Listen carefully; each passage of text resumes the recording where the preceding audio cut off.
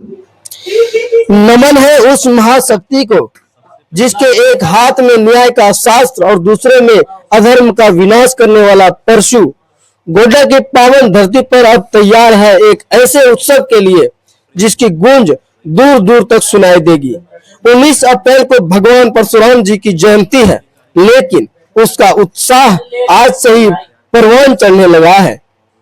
आज 17 अप्रैल की शाम परशुराम युवा वाहिनी के जाबाज युवाओं ने प्रेस कॉन्फ्रेंस के माध्यम से गोड्डा की जनता को यह निमंत्रण दिया है कि जिसका सबको बेसब्री से इंतजार था, वह केवल एक सूचना नहीं बल्कि धर्म ध्वजा और बुलंद करने का आह्वान है।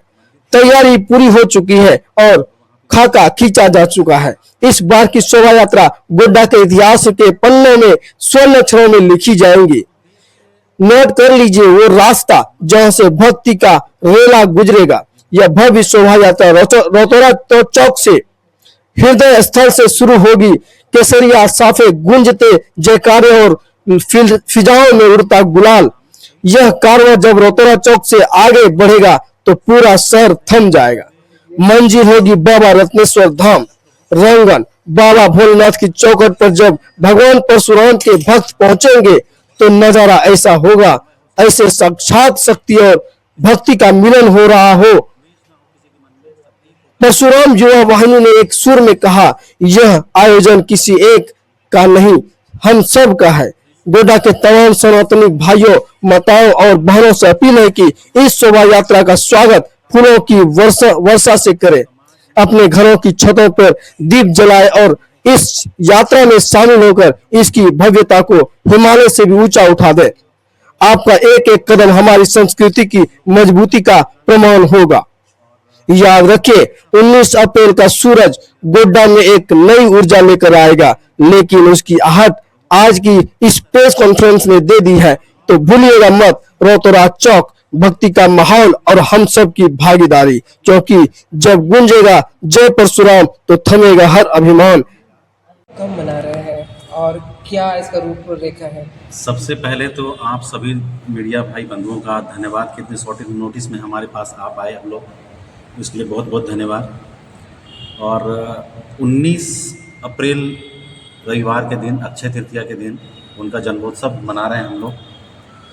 ये कार्यक्रम बहुत कम समय में हम लोगों ने तैयार किया है और इसका शुभारंभ हम रोतारा दुर्गा मंदिर से शाम को 3 बजे शुरू करेंगे और वो वहाँ से सीधा न्यू मार्केट होते हुए कारगिल चौक तक आएगा और कारगिल चौक से बाईपास होते हुए वापस फिर शिवपुर मंदिर तक जाएगा और वहाँ पे इसका भव्य आरती के साथ में समापन होगा।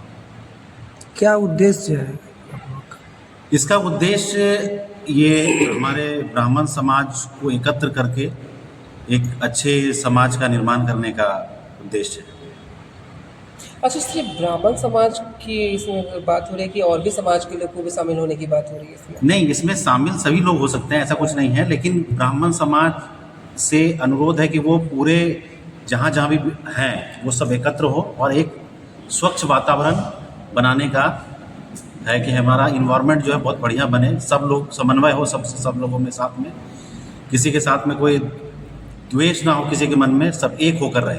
उद्देश्य क्या है इस संगठन का? उद्देश्य क्या क्या कुछ इसमें कार्य होगा और क्या कुछ इसको लेकर के आप लोगों ने तैयारी की है? रैली तो 19 तारीख को है, संगठन के बारे में कुछ बताइए। संगठन का उद्देश्य है हमारे समाज का उत्थान करना।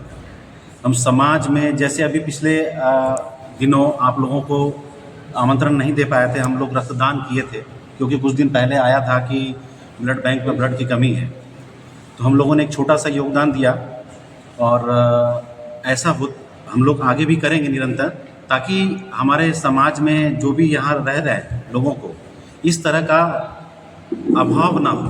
किसी भी पेशेंट हो, वो चाहे किसी भी वर्ग, किसी भी समुदाय से हो, इसका कोई फ़र्क नहीं पड़ता है।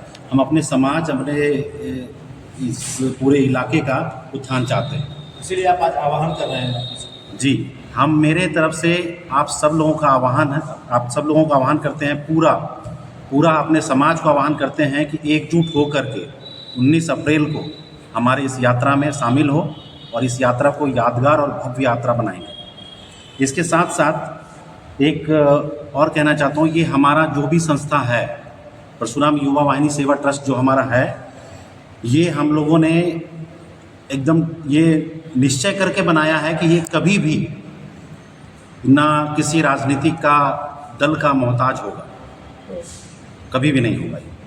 ये एक स्वतंत्र हम लोग का अपना है और इसे हम अपने स्वतंत्र प्रभार से चलाएंगे और हम अपने समाज के लिए काम करेंगे। अच्छा, कहीं सभा स्थल बनाए हैं क्या इसके लिए, कोई सभा स्थल? अभी सभा स्थल नहीं बना है, अभी स्टार्टिंग है हम लोग का, उसको वो आगे चलेगा, वो आगे कार्यक्रम होगा उसका। गोड्डा जिला में तो पहली बार होता है। हाँ, गोड्डा जिला में पहली बार हो रहा है, इसीलिए इसे हर्षोल्लास के साथ और बड़े धूमधाम से मनाना चाह रहे हैं। अपना परिचय एक बार हमारे दर्शकों से करें। मेरा नाम सुमन सौरभ हुआ, परशुराम युवा वाहिनी सेवा ट्रस्ट का मैं अध्यक्ष हूँ। हमारे साथ सचिव जी हैं